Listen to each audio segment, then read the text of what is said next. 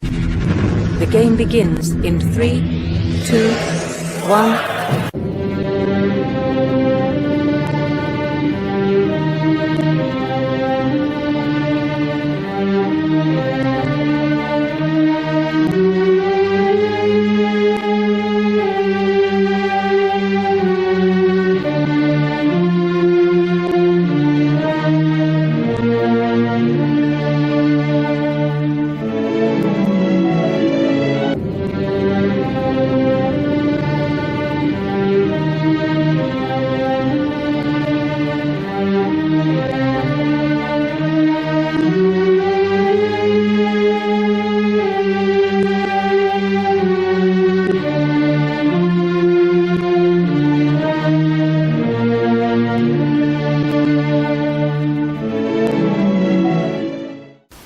전국의 시청자 여러분, 그리고 해외 동포 여러분, 안녕하셨습니까? 지금부터 선한 목자 텔레비전 방송을 시작하겠습니다.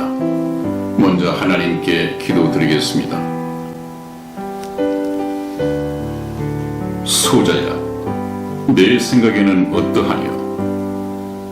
너희 중에 어느 사람이 양 100마리가 있는데 그 중에 하나가 길을 잃으면 99마리를 들여 두고 그 길을 잃은 양을 찾도록 찾아다니지 않겠느냐? 또 찾은 적 즐거워 어깨에 메고 집으로 돌아와서 이웃 사람을 불러 모아 잔치하지 아니하겠느냐? 아멘. 한 사람도 멸망치 않고 구원에 이르기를 원하시며 하루를 천년같이 천년을 하루같이 길이 참으시는 사랑의 하나님 아버지, 하나님께서 작정하신 이 역사의 마지막 시대에 저희 선한 목자 텔레비전 방송을 세워주셨으니 저희 방송으로 하여금 어두운 세상을 비추는 하나님의 진리 등대가 되게 하시고 영원한 멸망의 위기에 처한 잃어진 영혼들을 찾아 그리스도께로 인도하는 구원의 방주로서의 사명을 능히 감당할 수 있도록 능력을 더하여 주시옵소서. 우리 주 예수님의 이름으로 기도하였습니다. 아멘. 아멘.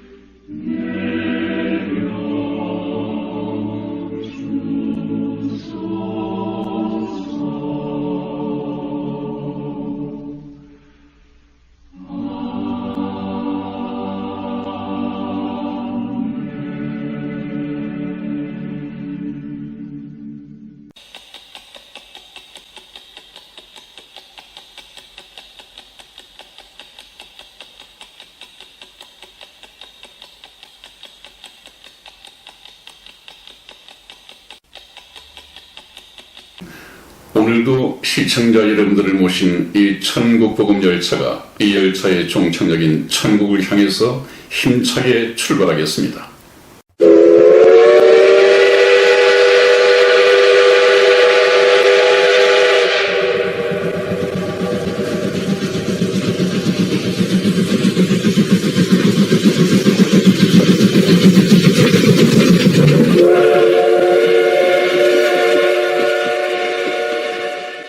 네, 여러분, 저희들은 좀 지루할 정도로 이 창세기에서 공부를 하고 있습니다. 창세기를 공부해야 하는 이유는 창세기는 기원의 책이라고 말씀을 드렸죠. 모든 존재하는 것들의 기원이 성경 창세기에 기록이 되어 있기 때문에 우리가 창세기에서 공부를 하는 것입니다. 그 중에서도 저희가 이 공부를 하기 전에 대전제했던 것은 이스라엘을 알면 하나님이 보인다 하는 이 전제 조건으로 공부를 해나가고 있습니다. 왜 그런가 하면 하나님께서는 보이지 아니하시는 하나님께서는 자신을 나타내시기 위하여, 우리가 믿을 수 있을 만큼 나타내시기 위하여 한 나라를 선택하셨습니다. 그리고 그 나라의 역사를 계획하시고 또 그 역사를 경영해 가시면서 이스라엘을 보니까 이것은 인간이 엮어가는 역사가 아니라 그 배후에 전지전능하신 하나님이 계신가 보다 하는 것이 능히 증거될 수 있도록 이스라엘을 여호와의 증인 삼아서 선민으로 삼으셨습니다. 그래서 우리가 이스라엘을 공부해야 하는 목적이 바로 거기에 있습니다. 근데 하나님께서는 일찍이 말씀하셨죠. 나는 아브라함의 하나님이요 이삭의 하나님이다. 아브라함은 이삭과 이스마엘을 낳았는데 그 중에서 이스마엘은 옆에 제쳐두고 바로 이삭의 하나님이다. 그 다음에 이삭 계보를 통해서 나는 이 야곱의 하나님이로다. 야곱은 바로 에서와 이 쌍둥이였죠. 쌍둥이였음에도 불구하고 하나님께서는 또 나누셨습니다. 그래 놓고 하신 말씀이 나는 아브라함의 하나님이요 이삭의 하나님이요 야곱의 하나님이다. 이렇게 쭉 이제 나누시기 시작합니다. 그래서 하나의 길을 만들어 가시죠. 그 길이 무엇이냐 하면 바로 신약 성경에 예수님께서 하나님께서 보내신 자 예수 그리스도로 오실 그런 하나의 길이고 계보입니다. 하나님은 창세기 때 이미 그것을 준비하셨다고요. 그래서 그 길을 따라서 예수님이 이 땅에 오시는 하나의 통로, 하나의 계보, 우리가 능히 신약 성경을 보면 이분이 구약 성경에서 여러 모양과 여러 부분으로 말씀하셨던 그 메시아구나. 이것을 알아야만이 어떻게 됩니까? 영생은 유일하신 참 하나님과 그분께서 보내신 자 예수 그리스도를 아는 것입니다. 하나님 이것을 우리가 정리를 할 수가 있습니다. 그래서 우리가 믿는 현재 이 세상에는 교회에는 얼마나 많은 예수가 있습니까? 심지어 성경 말씀에서는 참된 예수 말고 다른 예수, 다른 복음, 다른 영을 전하면 너희가 잘 믿는구나 그렇게 말씀을 하셨습니다. 제가 보기에도 지금 우리나라에도 이 교회에서 설교되어지는 이 예수 그리스도는 성경에서 말씀하시는 유일하신 참 하나님과 그분께서 어떤 목적을 가지고 이 땅에 보내신 참된 예수와는 굉장히 거리가 있어 보입니다. 그래서 성경 말씀에서는 너희가 다른 예수, 다른 복음, 다른 영을 전하면 잘 믿는구나 그렇게 말씀을 하셨습니다. 여러분, 우리가 여기서도 짚고 넘어가야 할 것이 나더러 주여 주여 하는 자마다 다 천국에 들어갈 것이 아니요 그렇게 말씀을 하셨죠. 그렇기 때문에 내가 지금 믿고 있는 이 예수가 정말 참된 예수이며 하나님께서 보내신 자 예수 그리스도인가를 검증을 해봐야 되는데 그 검증은 목사를 통해서 하는 것도 미혹될 수 있습니다. 편하지 않은 이 성경 말씀을 통해서 우리가 검증한다면 정확하게 검증할 수 있을 것입니다. 그래서 오늘 저희가 지난번 시간에 공부했던 형들에 의해서 애굽에 팔려가는 이 요셉은 자기 형들에 의해서 팔려갔다고 그랬죠. 너무 사랑을 혼자 독차지하는 바람에 배다른 형제들로부터 시기 질투 끝에 눈에 가시가 되어버리고 그래서 미움을 받은 결과 형들에 의해서 저 애굽 오늘날의 이집트죠. 이집트의 노예로 팔려가는 그런 신세가 되어버리고 말았습니다. 여기서부터 이제 이스라엘 역사가 형성되어지기 시작합니다. 이스라엘의 민족이 형성되어지기 시작합니다. 그런 것을 관점에 두고 염두에 두시고 한번 말씀을 이어나가도록 하겠습니다. 이번 주제는 바로의 시위대장 보디발에게 팔린 요셉 그런 제목으로 말씀을 드리겠습니다. 그래서 형들에 의해서 애굽에 팔려간 이 요셉이 마침 팔려가서 누구에겐가 팔려야 할 텐데 이것은 우연이겠습니까? 성경에 우연은 없습니다. 하나님이 계시지 않는다면 얼마든지 우연이 있지만 하나님 안에서는 우연이라는 것이 없습니다. 이것도 하나님의 섭리 가운데에서 그 많은 노예 주인들 가운데에서 바로 이 이집트 바로 왕의 시위대장, 군대 장관이니까 오늘날 우리나라 이 제도를 빌린다면 국방부 장관쯤 되겠죠. 상당히 고위직입니다. 이 시위대장 보디발에게 팔렸습니다. 이 성경 말씀을 우리 창세기 39장 1절에서 이승희 집사 읽어드리겠습니다.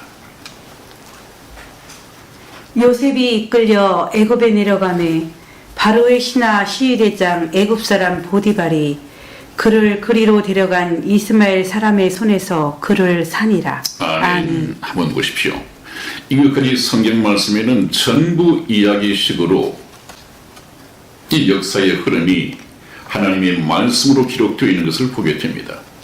그렇게 형들의 시기 질투에 의해서 팔려간 요셉이 그 상인들, 상고들에 의해서 애굽에 내려갔는데 마침 바로 왕의 시위대장 애굽 사람 보디발이 그를 그리로 데려간 이스마엘 손에서 요셉을 사들였습니다.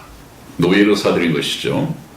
이것은 우연의 일치가 아니라고 했습니다. 우리는 여기에서부터 하나님께서 항상 구약에서 역사하셨던 이 손길을 배우고 그 손길을 깨닫고 난 후에 신약으로 넘어간다면 신약 성경을 너무도 쉽게 깨달을 수가 있습니다. 근데 구약 성경을 통하지 않고는 신약 시대에서는 하나님의 손길을 깨닫기가 참 어렵습니다. 왜냐하면 구약 성경에 기록된 4000년간의 이 역사에서는 반드시 모든 것의 주어가 바로 하나님이십니다. 그래서 성경 말씀마다 여호와께서 항상 여호와께서 하셨다고 하는 하나님께서 하신 일이 기록이 되어 있습니다. 근데 신약에 넘어오면 좀 다르죠. 이제 4개 복음서에서는 예수께서 가라사대 하는 것까지는 좋겠습니다만은 이제 다시 서신서로 넘어가다 보면 하나님께서라는 말씀이 그렇게 많이 나오지를 않습니다. 그래서 구약을 통해서 우리가 하나님의 손길을 역사에 개입하시는 하나님의 방법을 알고 넘어가야만이 신약에서 주께서 여호와 하나님께서 하시는 이런 성경 말씀이 없더라도 전부 다 배후에서 하나님께서 하시는 것이다. 이것을 깨달을 수가 있는 것이죠. 그래야만이 성경 말씀을 바로 깨닫고 믿어지고 하나님의 말씀으로 우리가 받아들일 수가 있습니다. 네, 계속해서 이번에는 하나님께서 요셉과 함께 하시다. 형의 세계 질투에 의해서 애국으로 노예로 팔려간 신세이지만 하나님께서는 요셉과 함께 애굽에 내려가셨다. 참 놀라운 이야기죠, 여러분. 이것은 어디 요셉뿐이겠습니까? 오늘날 하나님을 예배하는 모든 성도들에게 하나님은 항상 함께하고 계십니다. 그것을 우리가 하나님께서 함께 하신다는 것을 깨닫고 알고 믿기 위해서는 바로 구약을 통해서 하나님께서는 자기 사람 하나님의 이 이스라엘 민족들에게 어떻게 배후에서 함께 하셨는가, 이것을 깨달으면 상당히 쉽게 이해가 될 것입니다. 우리 창세기 39장 2절에서 3절까지의 말씀을 이승희 집사 읽어드리겠습니다. 여호와께서 요셉과 함께 하심으로 그가 형통한 자가 되어 그 주인 애굽 사람의 집에 있으니 그 주인이 여호와께서 그와 함께 하심을 보며 또 여호와께서 그의 범사에 형통케 하심을 보았더라. 아멘. 아멘. 여러분, 제가 말씀드린 것은 하나의 제 생각이 아니었죠. 여기 성경 말씀에 보면 여호와께서 요셉과 함께 하심으로, 이것은 성경 말씀에 기록이 되어 있는 것입니다. 이제 여호와 하나님께서 요셉과 함께 하신다고 기록되었으면 그렇다면 어떤 걸 보면 하나님께서 함께 하시는가, 이것을 우리가 알아야겠죠. 그 성경 말씀을 보니까 그가 형통한 자가 되어 그랬습니다.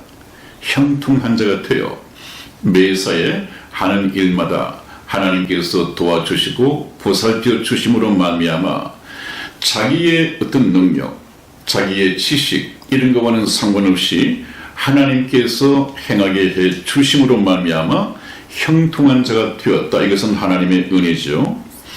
그 주인 애굽 사람의 집에 있으니 그랬습니다.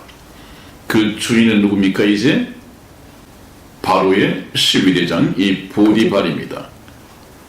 이 보디발의 집에 있으니 그 주인 이 보디발 말이죠.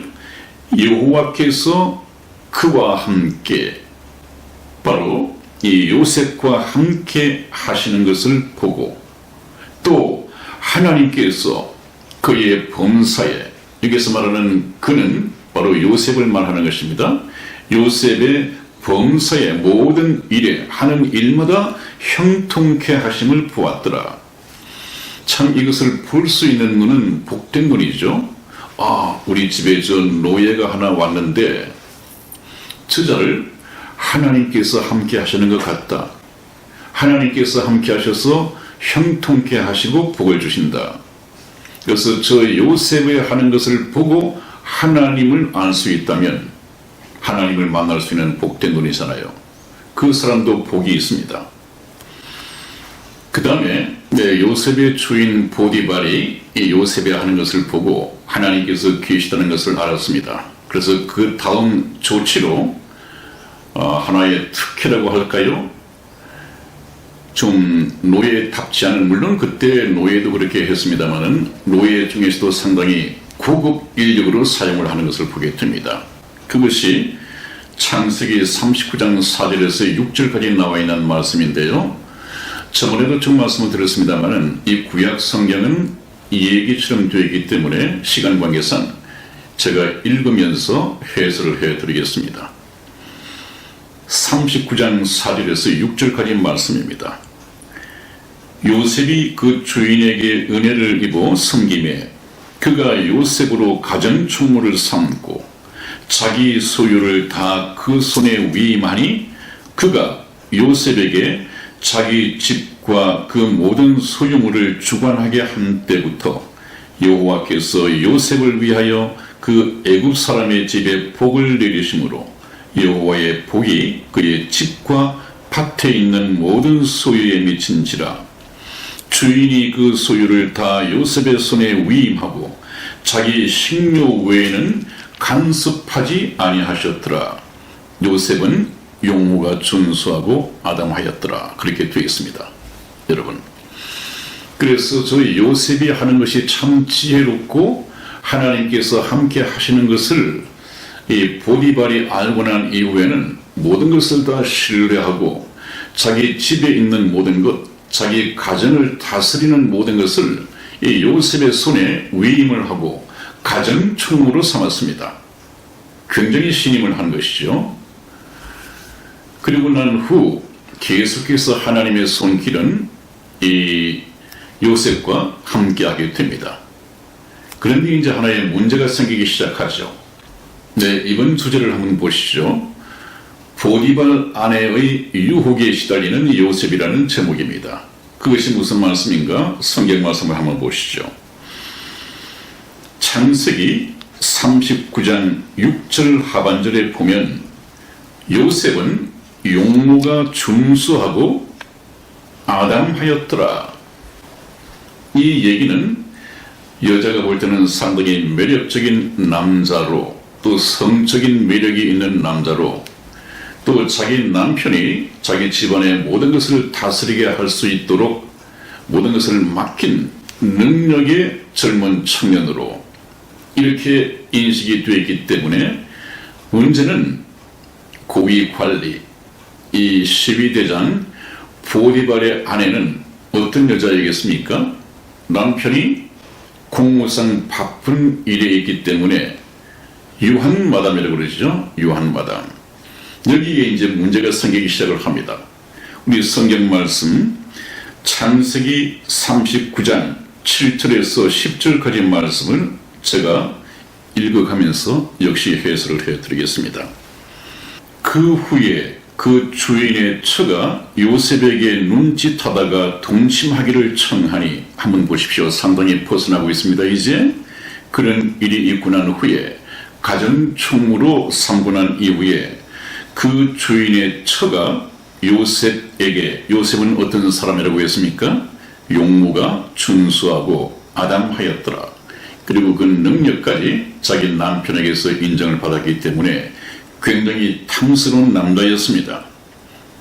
그랬더니 이 처가 요셉에게 눈짓하다가 한 윙크를 보내고 좀 유혹을 해보는 이 노력을 하고 있다는 얘기죠. 그러다가 결국은 동침하기를 청했다 하는 것까지 발전해 나가고 있습니다. 그런데 8절 말씀을 보면 요셉이 거절하며 자기 주인의 처에게 이르되 나의 주인이 기준 재반 소유를 간섭지 아니하고 내 손에 위임하였으니 이 집에는 나보다 큰 이가 없으며 주인이 아무것도 내게 금하지 아니하였어도 금한 것은 당신뿐이니 당신은 자기 아내임이라. 그런즉 내가 어찌 이 큰 악을 행하여 하나님께 득죄하리이까. 이런 말로서 이제 거절을 하게 됩니다. 요셉은 이 말씀 가운데에서 세 면에서 보디발의 아내의 죄를 지적하면서 그녀의 양심에 호소를 하고 있습니다. 그 양심이 깨어나도록.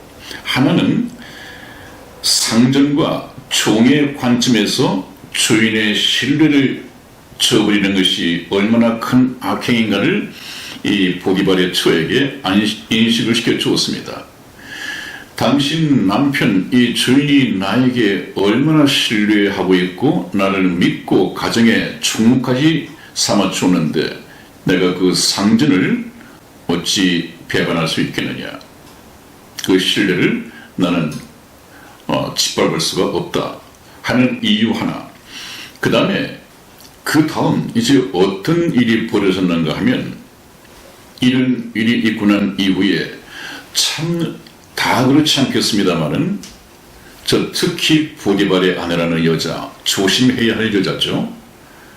그 일이 요셉의 거절로 미수에 그치고 말았습니다. 그 동침하는 일이 말이죠. 그랬더니 이제 문제가 생겼지 않았습니까? 이 문제를 가리기 위해서 자기 남편에게 먼저 거짓말로 누명을 이 요셉에게 뒤집어 씌우는 이 사건이 또 기록이 되어 있습니다. 한번 보죠. 우리 창세기 39장 11절에서 18절까지 말씀을 다시 이야기 삼아서 읽어드리겠습니다.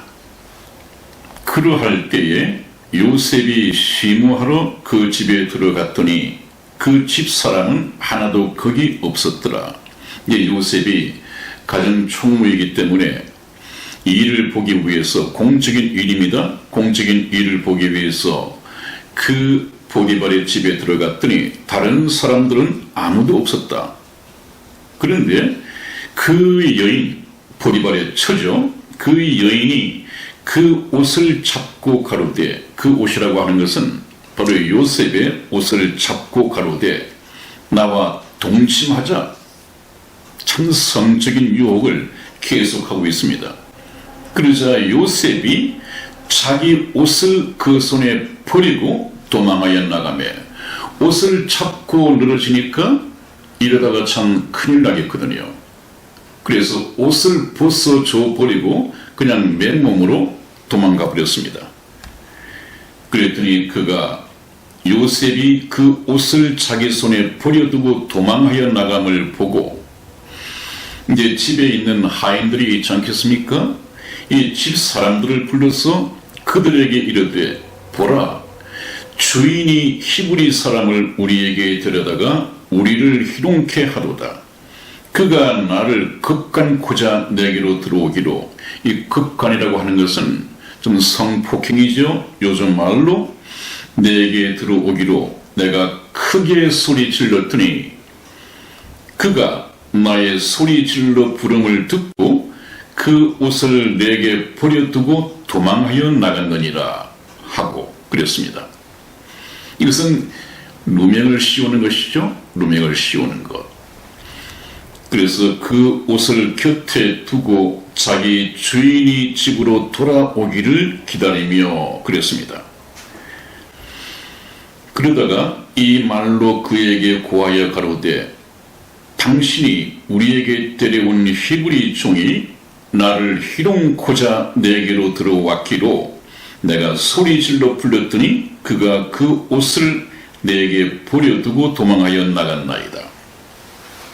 여러분, 지금 이 여인이 하는 것을 보십시오. 정말 교활하죠?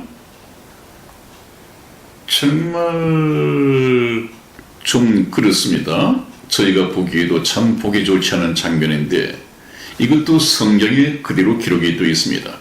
제가 뭐라고 말씀드렸습니까? 성경은 좋은 얘기들, 이런 것들만 골라서 편집한 종교 서적이 아니다.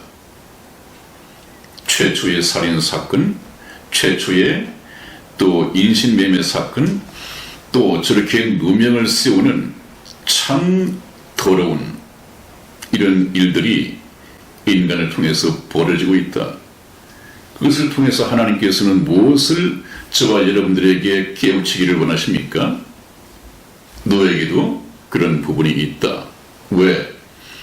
모든 인류는 다 죄인이기 때문에 그렇다. 한 사람도 예외가 될 수 없다. 그것을 지금 말씀하시는 것입니다. 그것 때문에 죄인이 얼마만큼 죄악을 지을 수 있는가, 얼마만큼 추해질 수 있는가, 이것을 성경 말씀, 저런 역사적 사건들을 통해서 그대로 고발하고 있다고 하는 것을 우리가 알아야 됩니다. 나라도 저랬겠어.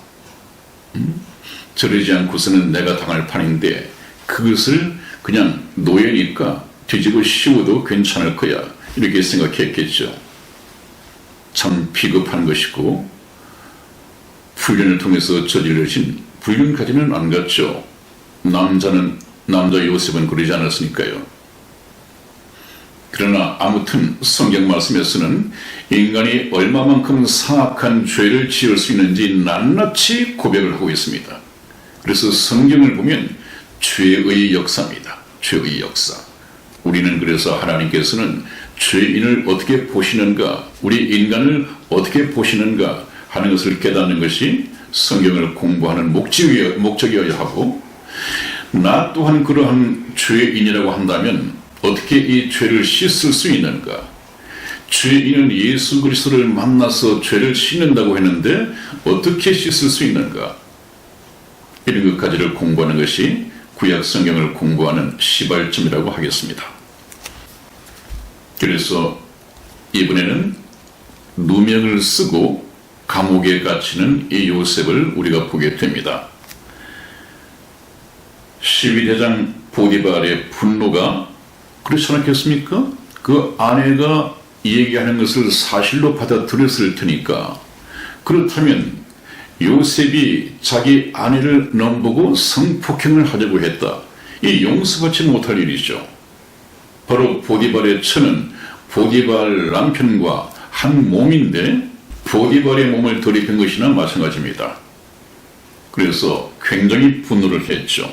그래서 요셉을 감옥에 보내기로 작정을 합니다.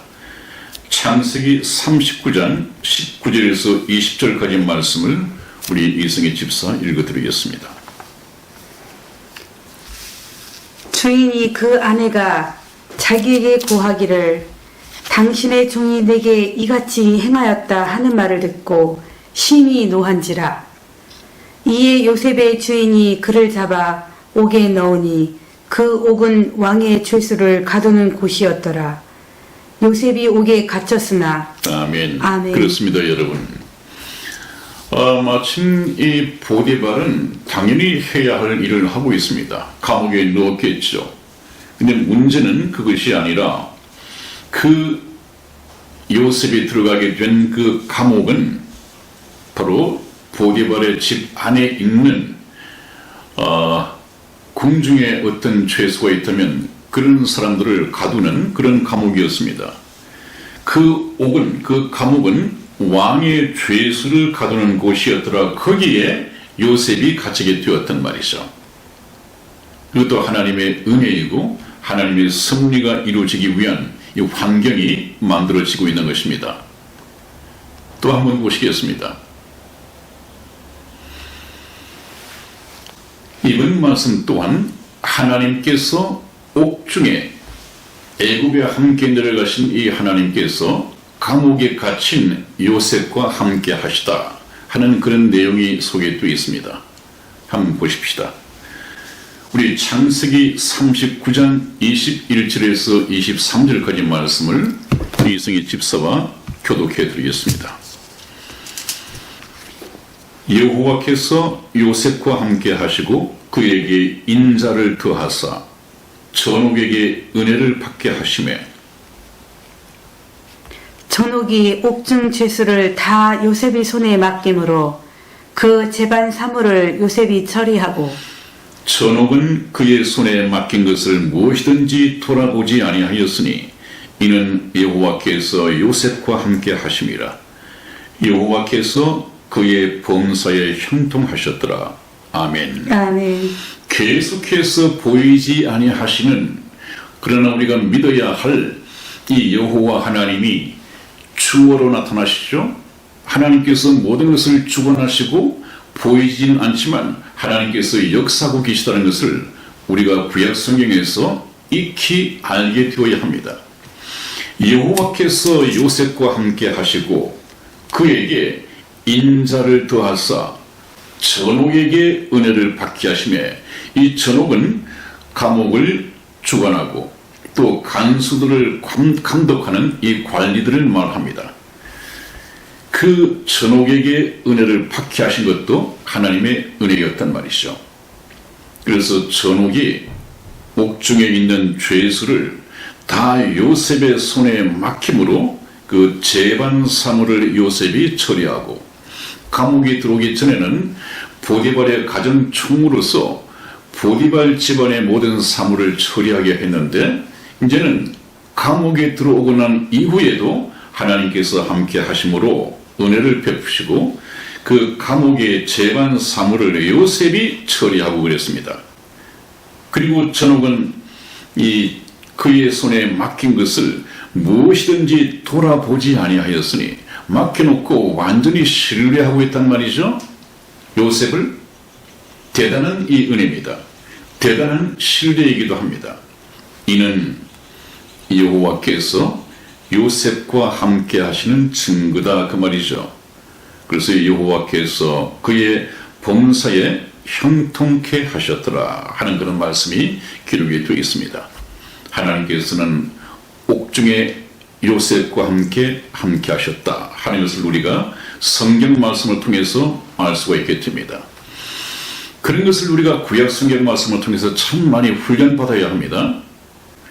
저 어떤 일을 보면 하나님께서 배후에서 역사하시는가, 하나님께서 배후에서 역사하시면 어떤 일이 일어나는가 하는 것을 우리가 깨닫는 훈련을 해가야 합니다. 그래야만이 나중에 우리가 성령을 받고 난 후에 우리 또한 하나님께서 나와 함께 하시다는 것을 스스로 깨달을 수 있을 것 아니겠어요.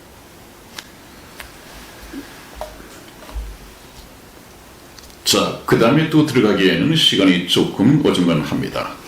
또 다른 주제가 있기 때문에 오늘은 여기에서 말씀을 끝맺겠습니다. 여러분, 계속해서 좀 지루하시지만은 들으셔야 합니다. 왜냐하면 우리는 이 성경에 큰 물줄기를 따라서 배를 타든 헤엄을 치든 큰 물줄기를 따라서 내려가야만이 신약에 오신 유일하신 참 하나님과 그의 보내신 자 예수 그리스도를 만날 수 있습니다. 그분을 만나야만이 다른 예수를 만나지 않을 수가 있습니다. 이 분별력이 여기에서 생기기 시작하기 때문입니다. 여러분, 다음 시간에 뵙겠습니다. 안녕히 계십시오. 안녕히 계세요.